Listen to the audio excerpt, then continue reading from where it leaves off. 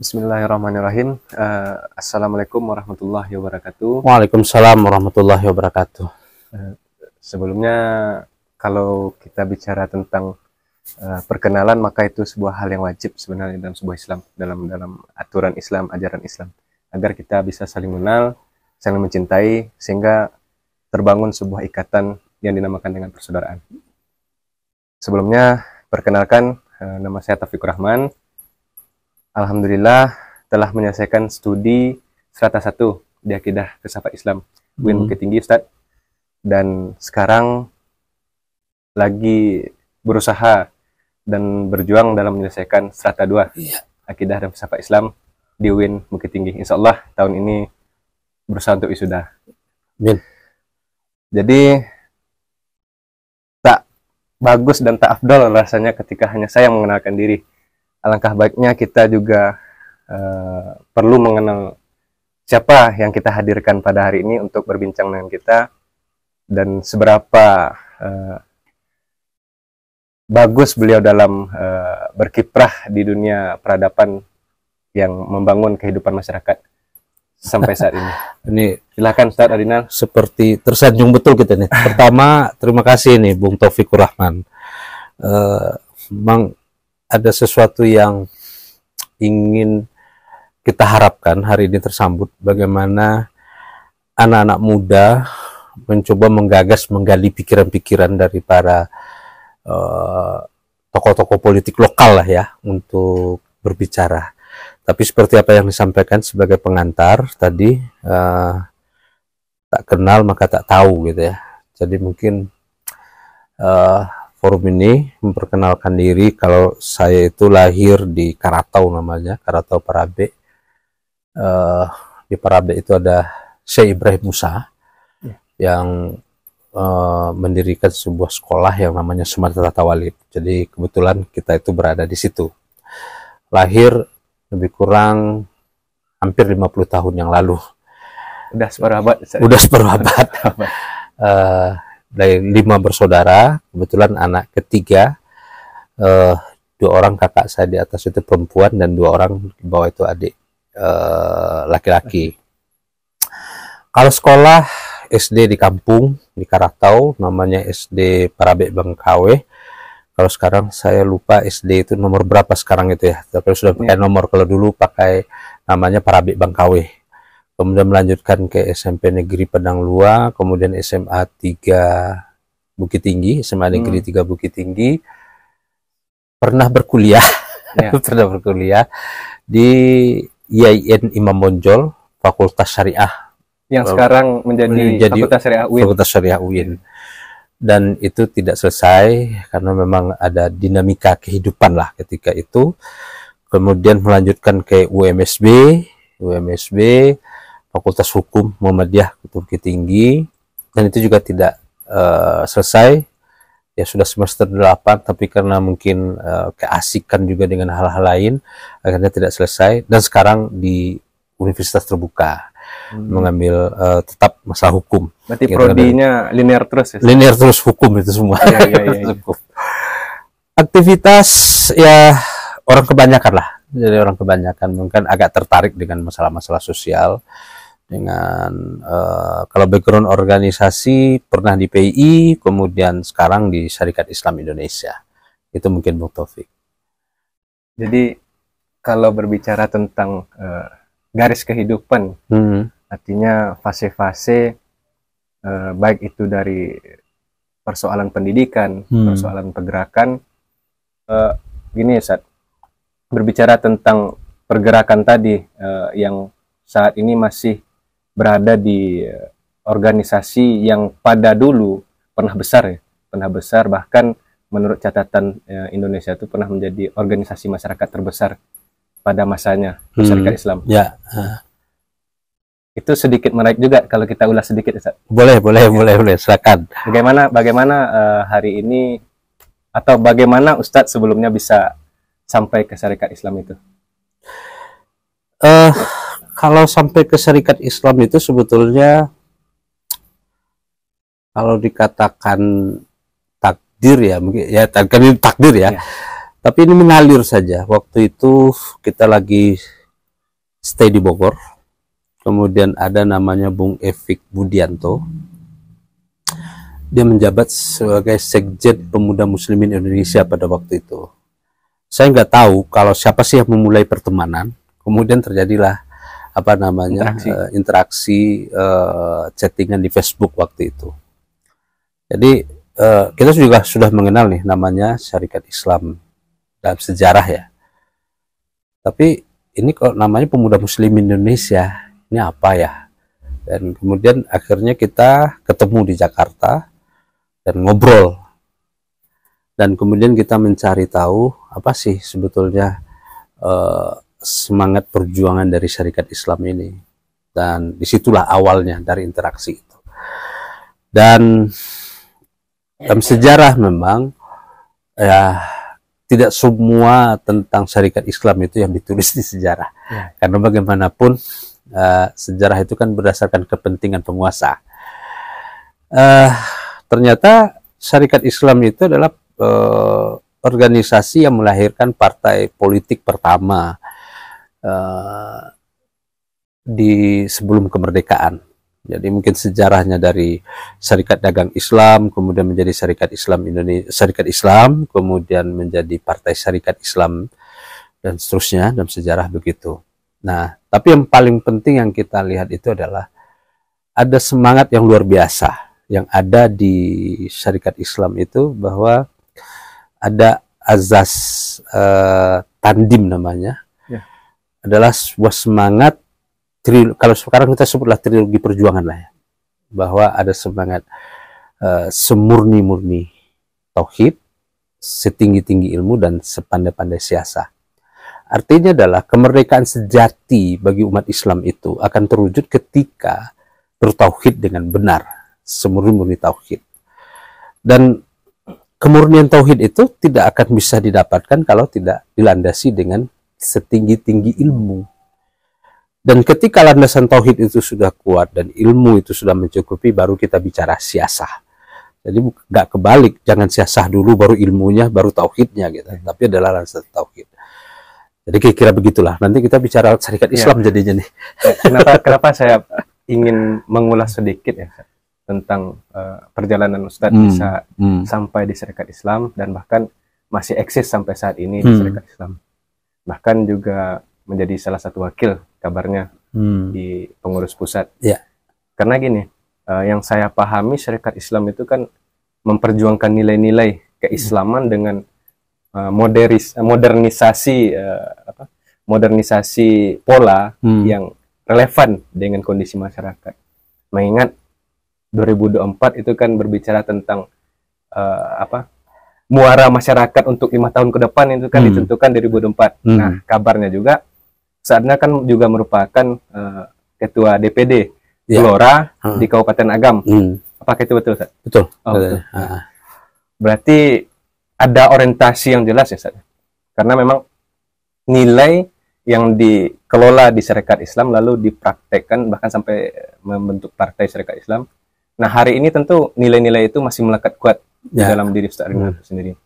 Nah, saya masih berasumsi apakah Ustaz Adinal ini menjadi ketua DPD Gelora di Agam itu untuk memperjuangkan nilai Syarikat Islam, atau karena ada momentum yang memang ini bisa nih untuk memberdayakan masyarakat. Nah, itu tadi Ustaz. Bagaimana menurut Ustaz? Asumsi itu benar. Artinya begini, kita sebagai kader di Syarikat Islam itu, partai politik atau tidak di partai politik, semangat perjuangan kita di situ. Artinya bagaimana mewujudkan kemerdekaan sejati itu.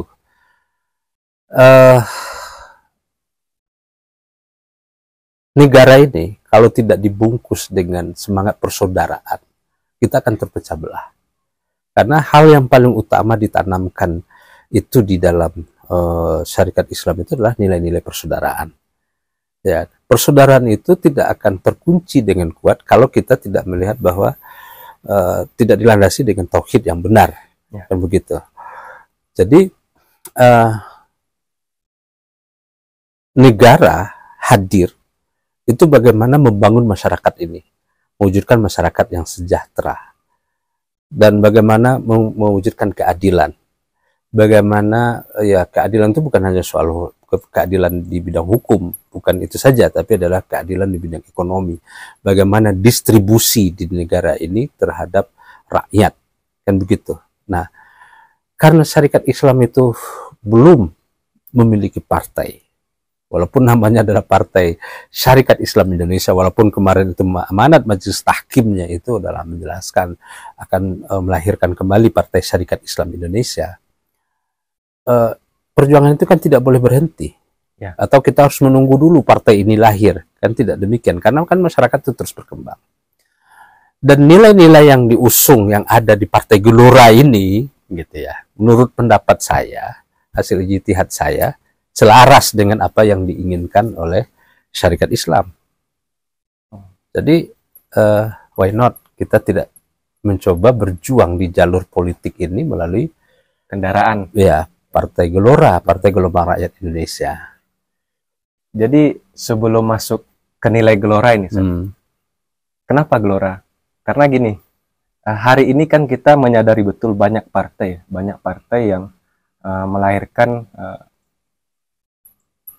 praktisi politik, baik itu di tingkat daerah atau dari nasional bahkan sampai ke tingkat daerah.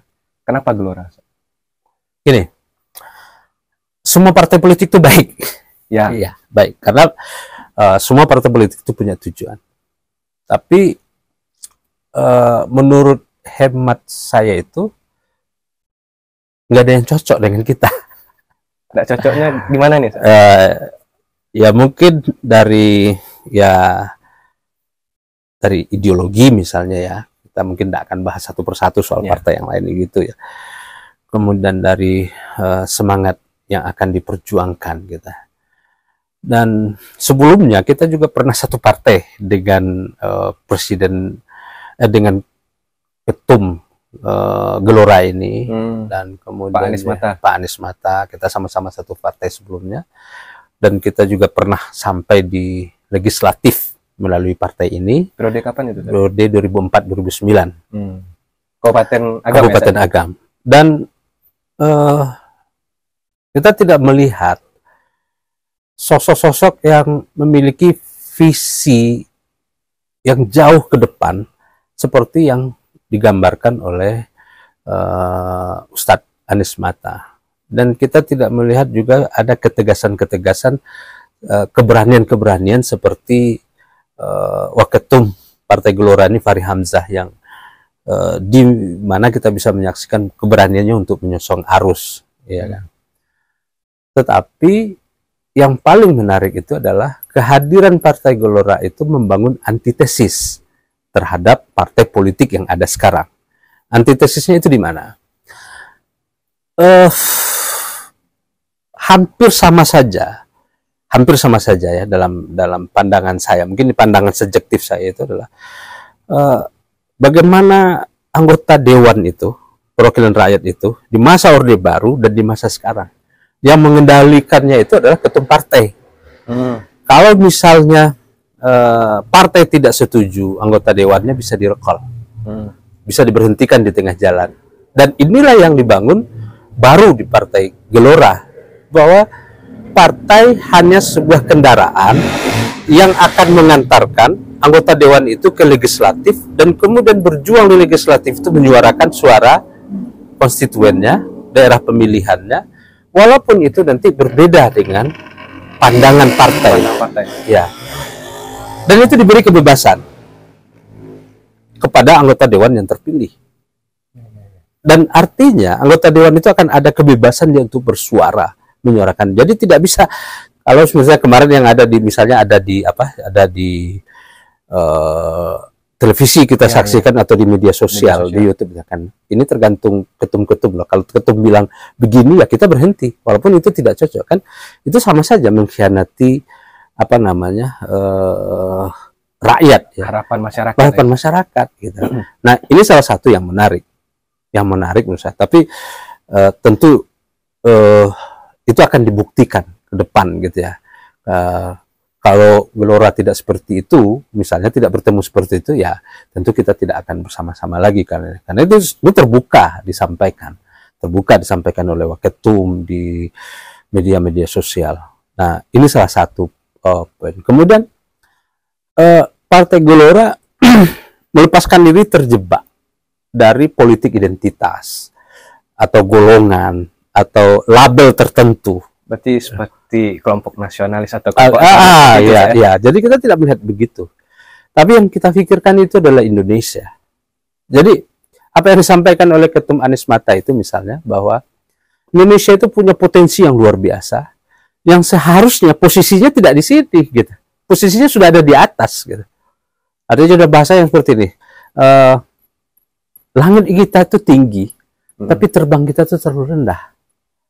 Artinya kita bisa terbang lebih tinggi, gitu kan? Sebagai negara yang kaya dari Sabang sampai Merauke, gitu kan?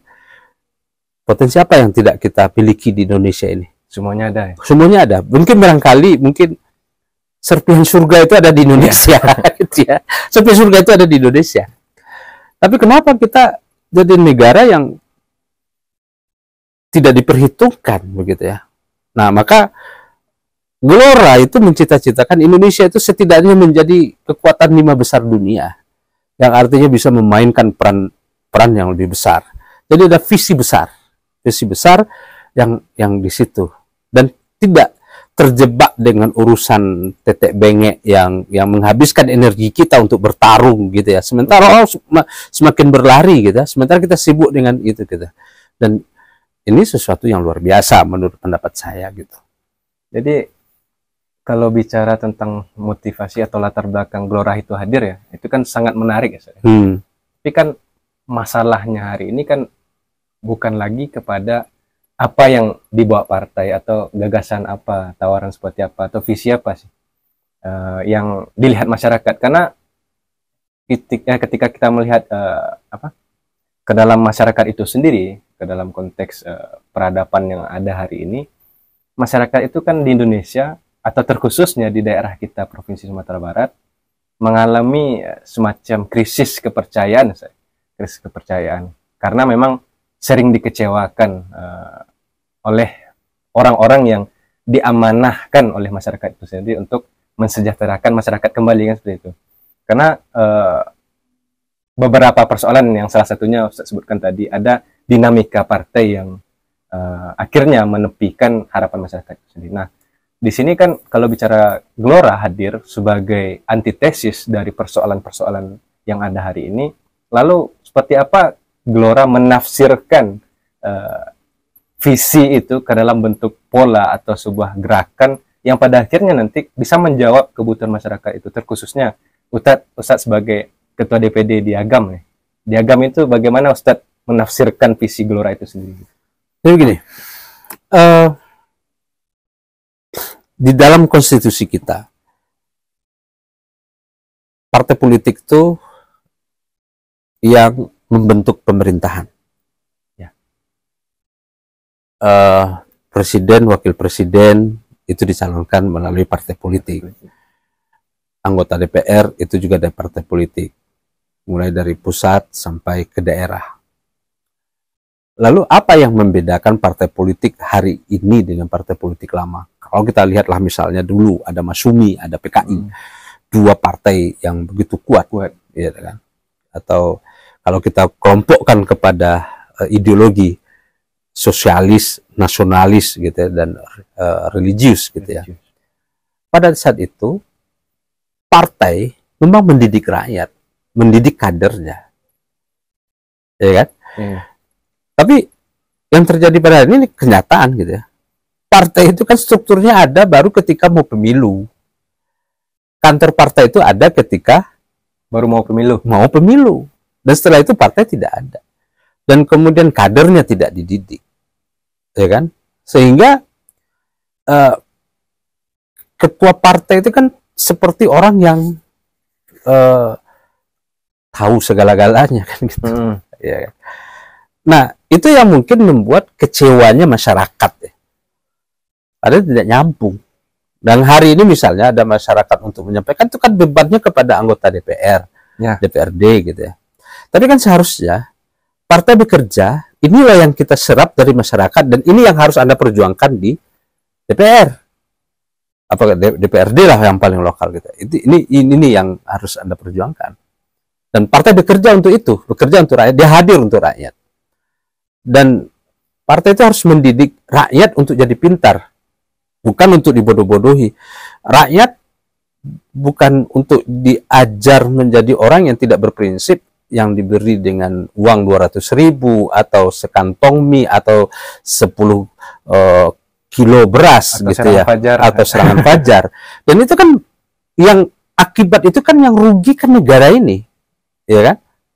Yang lahir nanti dari hasil seleksi itu siapa?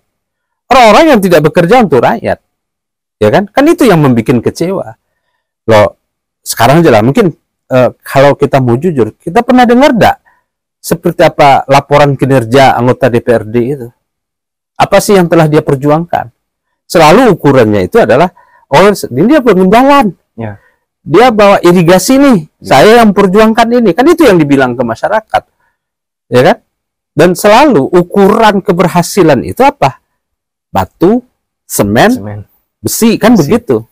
Tapi bagaimana bicara soal kemiskinan, gimana bicara soal pendidikan, bagaimana soal petani, kita kan nggak dengar gitu.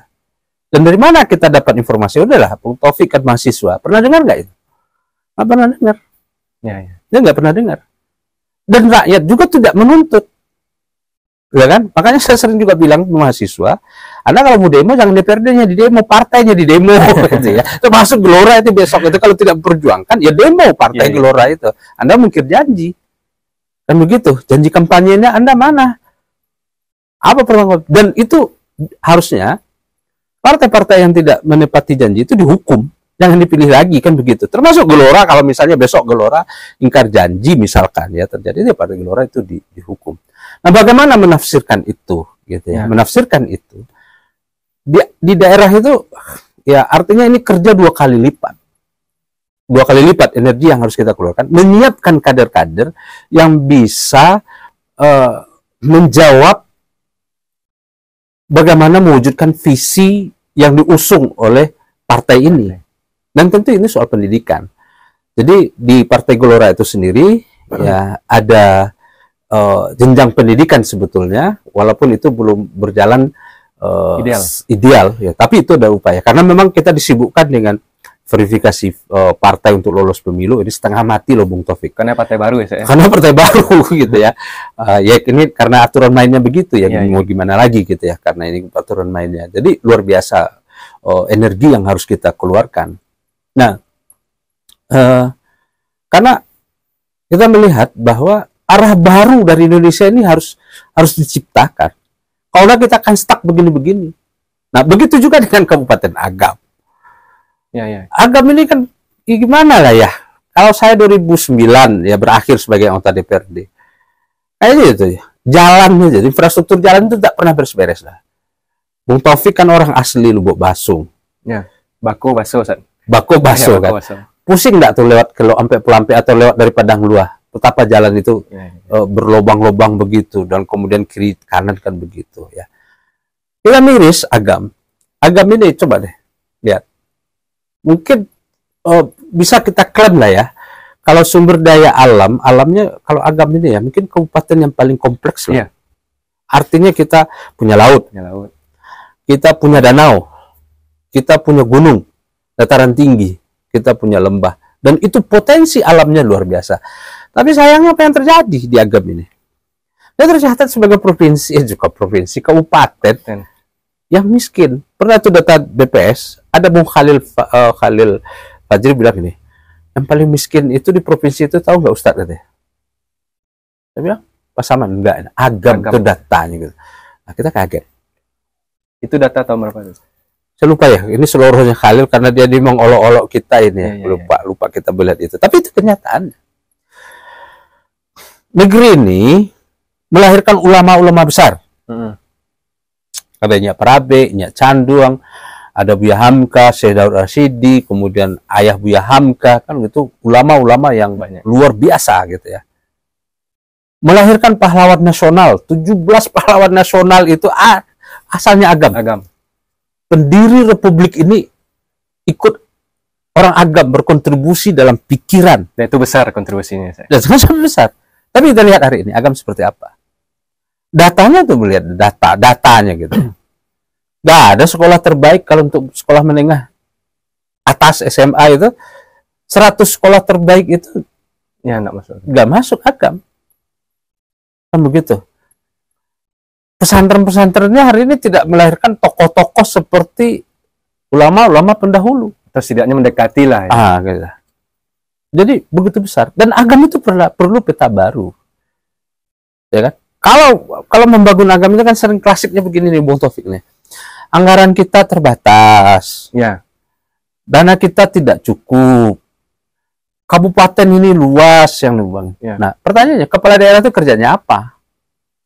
Kalau hanya akan menjadi kepala administratif, kepala administrasi, ya. Ngapain kita menghambur-hamburkan uang untuk memilih kepala daerah?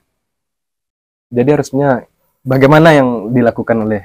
Ya kita butuh pemimpin di agama ini, kepala daerah yang pemimpin, yang jelas visinya gitu. Dia tahu betul loh persoalan agama itu apa sih sebetulnya.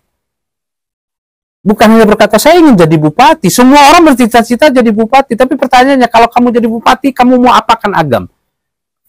Nah ini menarik nih, gitu. Kan saya bilang sebagai pemimpin daerah atau orang yang akan memimpin daerah harus mengetahui betul apa sih persoalan masyarakat atau need assessment kita harus lakukan itu. Ya, nah, menurut Ustaz seperti apa sih atau apa sih sebenarnya masalah yang ada di agama ini? Karena kalau bicara pendidikan, hampir di setiap rumah yang ada di agama itu pasti ada strata satunya atau S1. Artinya tidak ada orang yang tidak mengecam atau mencoba pendidikan. Bahkan hari ini tidak lagi di tingkat SLTA berakhir, tingkat S1. Nah, kalau dari segi ekonomi pun kita juga tidak melihat orang-orang di agama ini yang ya seperti apa? Tidak bisa makan atau segala macam lah yang memang sangat miris kita melihatnya. Artinya kan tidak ada persoalan di masyarakat. Lalu saat bicara pemimpin itu harus tahu persoalan masyarakat. Apa sebenarnya persoalan masyarakat saat ini? Kalau dibilang bahwa tidak ada lagi orang miskin di agama, salah itu. Kenapa salah? Banyak. Paling gampang begini. Kalau tidak ada lagi, harusnya tidak ada lagi orang agama ini terima PKH. Gak ada lagi orang agama ini terima BLT. Gak ada lagi orang agama ini menerima beras raskin. Kan sederhana aja tuh melihatnya. Ya kan? Kalau nggak ada lagi PKH, nggak ada lagi BLT, nggak ada beras raskin lagi, berarti masyarakatnya sudah sejahtera. Ya kan? Ya. Nah, selain data yang seharusnya misalkan ya, data dari BPS misalnya, ukuran kemiskinan BPS gitu ya, itu kan berlaku secara nasional. Setidaknya kepala daerah itu melihat berapa sih sebetulnya ambang batas miskin di agama itu, berapa sih pendapatan orang sebetulnya. Nah itu masalahnya. Ya kan salah satu. Ya, salah satu. Sehingga kelihatan loh. Gak bisa dilihat. Ada kejadian kemarin itu ada orang yang rumahnya batu, dia memiliki motor 2, kemudian dia tidak diberi bantuan. Ya kan? Gak bisa begitu. Misalnya di daerah sini lah, Taufik ya, di penghasil sayur lah di daerah ini. Orang bangun rumah itu, setiap dia panen, dia sisihkan pendapatannya, dia store ke toko bangunan. Sampai dia bisa cukup bahan-bahannya untuk mendirikan bangunan. Bangun rumah misalnya. Nah setelah didirikan. Ya kan? Ada orang yang berkuli, artinya jadi buruh tani. Ada orang yang ya pas-pasan gitu. Tapi karena dia bangun rumah, bisa. Tapi bukan bahwa ketika dia sudah bangun rumah batu itu dia sejahtera. Enggak. Perlu bertahun-tahun juga. Bertahun itu jangan dilihat rumahnya gitu. Jadi coba dilihat tuh. Kenapa nih? Ini satu nih persoal kemiskinan. Nah soal pendidikan tadi disebut misalnya. Hampir rata-rata ada yang S1. Pertanyaannya sekarang S1 itu, ya kan? Pertanyaannya adalah berkontribusi apa dia untuk masyarakat? Iya. Artinya kan harusnya sarjana itu kan orang yang memiliki kreativitas, memberikan punya inovasi, punya gagasan, ide, pikiran lah untuk masyarakatnya. Tapi yang kenyataannya gimana? Produk yang keluar dari perguruan tinggi yang ada misalnya, banyak kan yang tidak mau berkecimpung di kampungnya, dan banyak juga sih yang bekerja misalnya di Aur Kuning itu menjadi apa namanya, pelayan toko, Ya. ya kan? Ini menunjukkan apa? Ya, Nah, belum, tunggu dulu. Ya. Soal lapangan pekerjaan. Hmm. Nah, kan harus dilihat seberapa banyak anak-anak muda yang mungkin S1 yang menganggur. Nah, kan harus dipecahkan. Gitu kan? Padahal seharusnya kan begitu banyak nih potensi yang bisa digarap di agama itu. Nah, tentu itu adalah tangan pemerintah. Ya kan? Wisata kita kan tidak terkelola dengan baik. Ya. Ya kan? Pertanian kita juga tidak terkelola dengan baik. Nah, kalau ada kelompok tani itu kan hanya untuk menyalurkan pupuk semata. Kenapa tidak pernah ada? Hari ini kan pupuk luar biasa. Itu semua petani mengeluh. Silakanlah survei. Tapi pertanyaan di mana pemerintah kabupaten ini hadir? Nah, itu kan itu masalah pusat dan segala macam lah itu. Ngelesnya ya, itu ngeles lah kalau kita lihat. Tapi gitu. memang ada peran pemerintah daerah. Iya, harusnya kan harus hadir pemerintah daerah. Loh, rakyatnya itu nggak dapat pupuk, itu solusinya apa dari mereka? Kan tidak harus mengandalkan dari pusat. Solusinya apa? Ini rakyatnya loh. Gitu kan? Ya. Tanya dong petani-petani. Ngeluh. Nggak imbang. Biaya produksi pertanian dengan harga jual itu nggak. Berarti mengalami kerugian. Iya, kerugian. High cost bertani sekarang itu biayanya tinggi. Ya kan? Belum lagi misalnya produk. Pernah nggak kepikiran misalnya di Kamang itu ada kerupuk Kamang itu enak tuh, tahu kan? Ya, dari ubi kan? Tahu. Nah, saya bertanya, pernah nggak itu? Gimana tuh misalnya hadir pemerintah ini membantu pemasaran? Mimpi nggak kita pernah kerupuk Kamang itu booming di Itali misalnya. di Itali atau paling dekat lah, ada usah Itali di Papua misalnya, atau sampai ke Makassar sana sampai ke sana besarnya itu kan? Menasional dia. Iya, itu kan menyerap lapangan pekerjaan.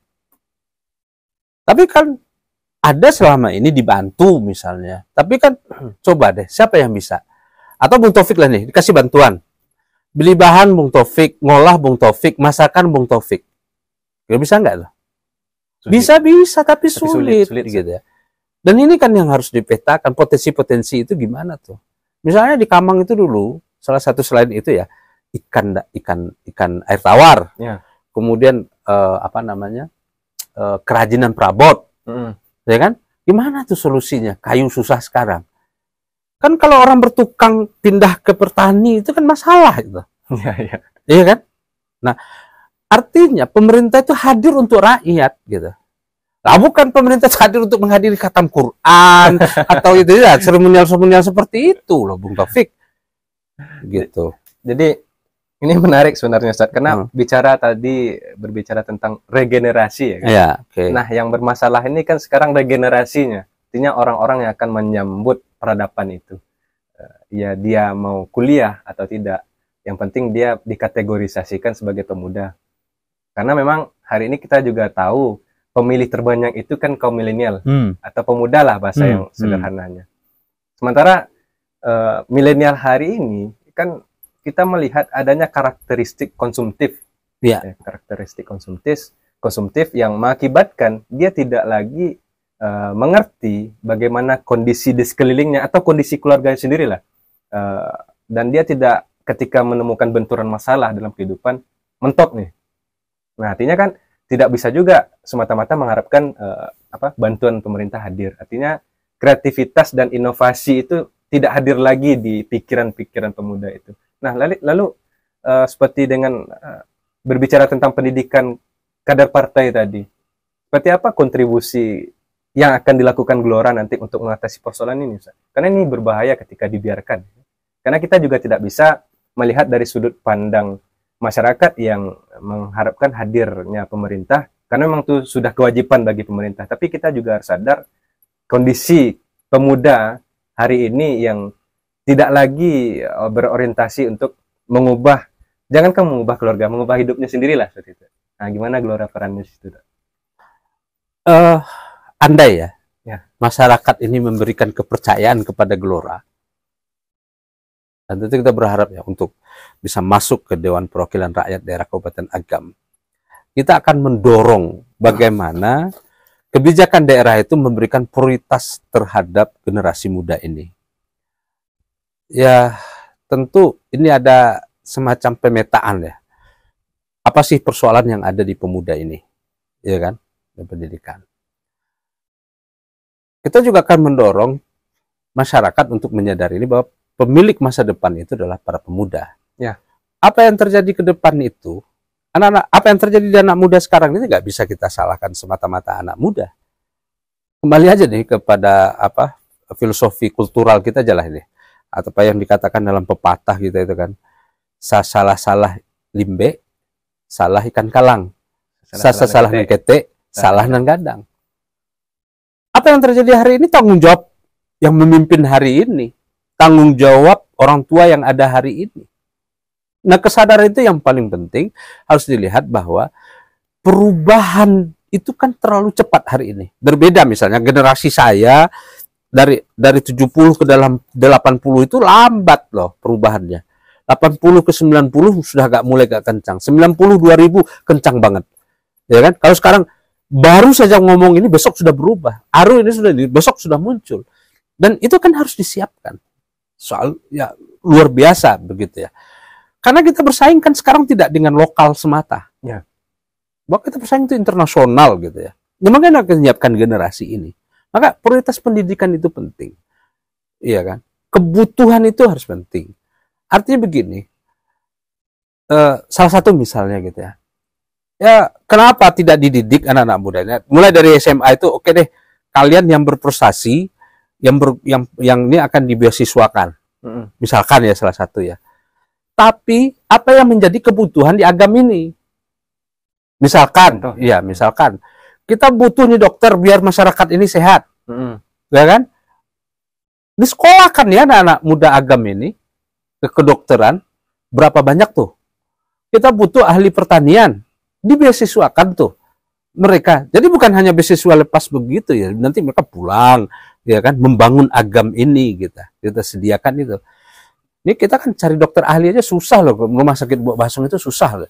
Nah, atau pertanian kita bagaimana maju? Kita lihat sekarang tuh apa yang dilakukan Ridwan Kamil misalnya terhadap anak-anak muda di Bandung gitu ya. Atau di luar itu juga kita lihat betapa anak-anak muda sekarang terjun ke dunia pertanian, tapi pertanian modern, iya kan? Dan itu kan juga bisa, ya kan? Tapi kalau sibuk ngurusin khatam Quran, ngurusin tahfiz, ngurusin begitu, cara seremonial, kapan berpikirnya? Ya kan? Kapan berpikirnya? Dan masyarakat juga harus dicerdaskan itu. Bahwa kalau mereka memilih pemimpin itu karena uang 200.000, karena dibawa jalan-jalan, atau diberi jilbab, loh. Dia mempertaruhkan nasib negeri ini untuk 5 tahun yang akan datang. Coba bayangkan ini. APBD agama itu sekitar 1,5 T. Bayangkan, nggak berubah nasib rakyat ini selama 5 tahun, berarti ada, anggaplah separuhnya itu untuk gaji. Ya. Anggap 500 miliar aja deh. Untuk masyarakat. Untuk masyarakat. Anggap 500 miliar. 2,5 T kalau 5 tahun udah membuat nasib rakyat ini berubah. Miris nggak? Tapi kan masyarakat gini, Sak. Itu kan memang hal yang terjadi hari ini. Tapi masyarakat kan nggak menyadari itu. Itu yang penting. Itu peran Bung Taufik itu. Partai politik juga berperan. Bung Taufik dengan kawan-kawan mahasiswa ya, mendidik masyarakat ini supaya dia melek dengan itu. Dia sadar dengan itu. Bahwa dia mempertaruhkan masa depan anak cucunya.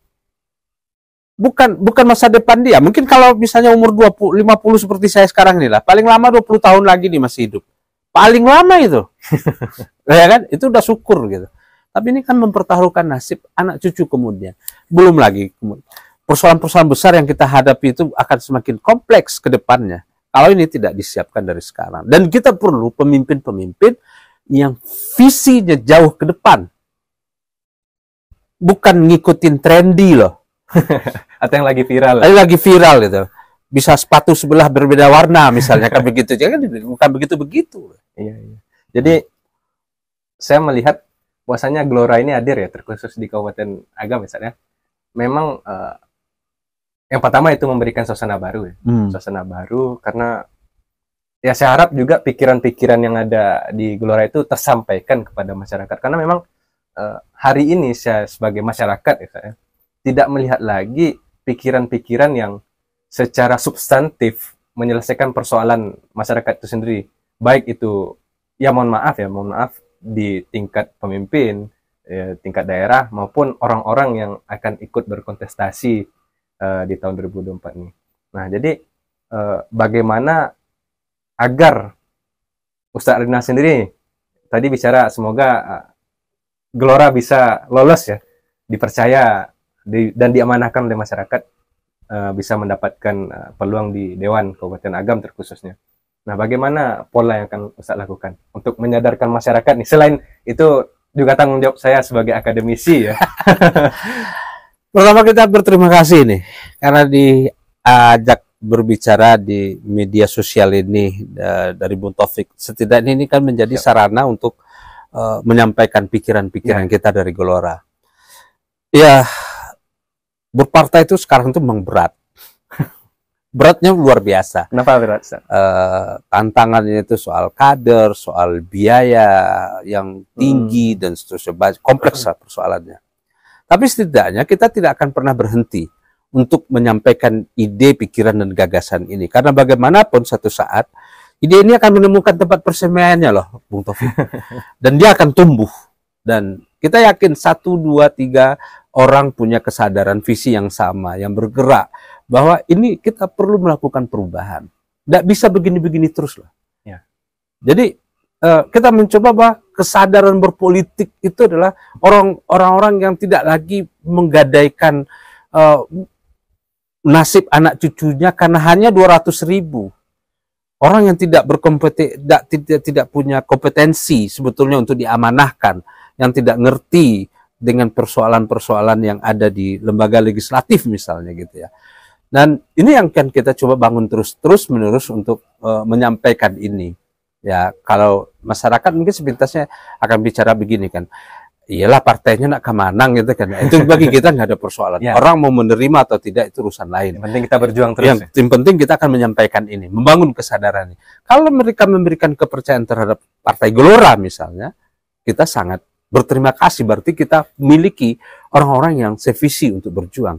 Tapi kalau mereka juga tidak memilih Partai Gelora, tapi dengan kesadarannya bukan karena iming-iming partai lain, itu sudah sangat bagus. Karena dengan penuh kesadaran, dan dia bisa mengecek partai ini sudah berjalan sesuai dengan apa yang dia inginkan atau tidak. Kesadaran ini penting. Jadi jangan lagi, karena negeri ini milik mereka.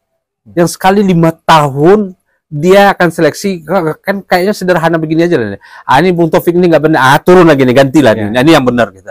Tapi jangan karena Bung Taufik ngasih makan, ngasih ini, ya udahlah kita segan, ini masih suruh juga lah Bung Taufik jadi ini kan. Jadi itu nggak benar. Berarti artinya Gelora ini insya Allah ya, akan konsisten dalam perjuangan umat seperti itu. Insya Allah kalau itu konsisten, dan dari persoalan-persoalan yang tadi tampaknya Gelora di Kabupaten Agam terkhususnya sudah sangat siap ya untuk ikut berkompetisi di 2024 nanti. Insya Allah juga diizinkan, diberi amanat oleh masyarakat ya. Lebih senang lagi kita kalau Bung Taufik ikut mencalon dari Partai Gelora. Insya Allah, tadi kan berbicara tentang Insya Allah akan datang momentumnya nanti seperti itu ya. Karena ibaratkan filosofi tawaf nih, orang-orang yang berkeliling itu adalah orang-orang yang sefrekuensi. Nah, hari ini kita sudah menemukan frekuensi yang sangat relevan. Bisa sama mungkin atau nyambung. Nyambung, bisa nyambung. Karena bicara pendidikan tadi sudah jelas, nanti kita akan berbicara tentang seandainya ada dari Gelora yang duduk, kita akan bicara tentang masyarakat sesuai dengan kebutuhan masyarakat itu sendiri untuk didistribusikan di pendidikan yang dapat berkontribusi untuk masyarakat. Dari sekian panjang pembicaraan kita tadi Ustaz, karena mengingat waktu juga terbatas. Jadi dari paparan yang Ustaz sampaikan tadi, secara pribadi pertanyaan-pertanyaan yang saya lontarkan tadi, alhamdulillah terjawab ya Ustaz. Terjawab, tinggal lagi melihat nanti kedepannya seperti apa terjemahan pembicaraan kita tadi. Insya Allah. Karena sekarang fenomena masyarakat juga sedang mengalami persoalan-persoalan. Saya sendiri juga berharap Gelora ini nanti bisa menjawab kebutuhan-kebutuhan masyarakat itu sendiri. Jadi sekali lagi terima kasih Ustadz telah hadir bersama kami di sini untuk bertukar pikiran Semoga masyarakat nantinya bisa tersadarkan ya lewat sosial media atau secara langsung nanti seperti itu Ustaz. Oke, kita mungkin yang paling banyak berterima kasih kita lah ini dari khususnya secara pribadi dan tentu Partai Gelora secara khususnya pada Bung Taufik, sangat berbahagia karena memang kan kalau di daerah tidak ada medianya ini untuk menggali pikiran dan gagasan itu disampaikan, tapi setidaknya pembicaraan kita kali ini akan bisa menjadi bahan kajian lah bagi siapa yang mendengarnya. Dan khusus sebetulnya kita Partai Gelora sangat mengharapkan kehadiran generasi muda seangkatan Bung Taufik ini terlibat di politik dan akan lebih berbahagia lagi bergabung di Partai Gelora. Aduh, terima kasih banyak. Terima kasih Ustaz. Insya Allah nanti juga akan berbicara dengan teman-teman yang lain, kawan-kawan yang lain, karena kesadaran politik ini sangat penting bagi kita semua. Akhir kata, terima kasih saya ucapkan kembali pada Ustaz Rinal dan memberikan edukasi bagi kita semua di sini. Akhir kata, fatakullah masatum bila kisabilillah. Assalamualaikum warahmatullahi wabarakatuh. Waalaikumsalam warahmatullahi wabarakatuh.